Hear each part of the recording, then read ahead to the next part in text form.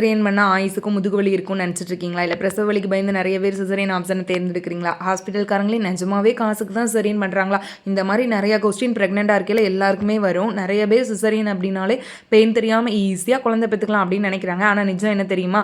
பிரசவ வலி வந்து ஒரு நாள் மட்டும்தான் இருக்கும் டெலிவரி பெயின். குழந்தைய அடுத்த நாளே அவங்க தூக்கி ஃபீட் பண்ணலாம். ஆனால் சிசரியன் அப்படிங்கிறது ஒரு மேஜர் சர்ஜரி. ஆப்ரேஷன் அப்போ வலி தெரியாது. ஆனால் அதுக்கப்புறம் 2-3 வாரம் ஆகும் நாமளே ரெக்கவரி ஆகிக்கிட்டு நம்ம குழந்தைய எடுத்து ஃபீட் பண்ணுறதுக்கு.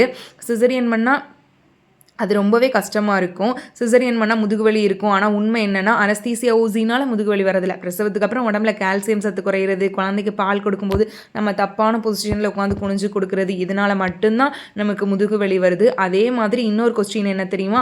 காசுக்காக தான் எல்லா ஹாஸ்பிட்டலையும் சிசரியன் பண்ணுறாங்க ப்ரைவேட்லலாம் அப்படின்னு நினைக்கிறீங்க. கிடையாது.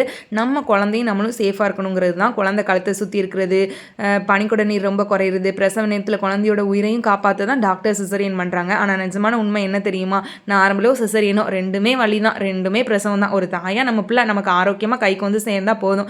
அந்த நிமிஷமே நம்ம பட்ட அத்தனை வலியும் பறந்து போயிடும். அதனால் பிரசவ முறை எதுவாக இருந்தாலும் நமக்கு அது பிரச்சனை இல்லை. நம்ம குழந்தை நம்ம கைக்கு ஆரோக்கியமாக வந்து சேரணும் அப்படின்னு மனசில் ஃபிக்ஸ் பண்ணிக்கோங்க. கர்ப்ப காலத்தில் நல்ல ஆரோக்கியமான உணவு, மன அமைதியாக இருந்தாலே போதும், நல்லபடியாக டெலிவரி ஆகும். இந்த மாதிரி வீடியோஸ் லைக் பண்ணுங்கள், ஷேர் பண்ணுங்கள்.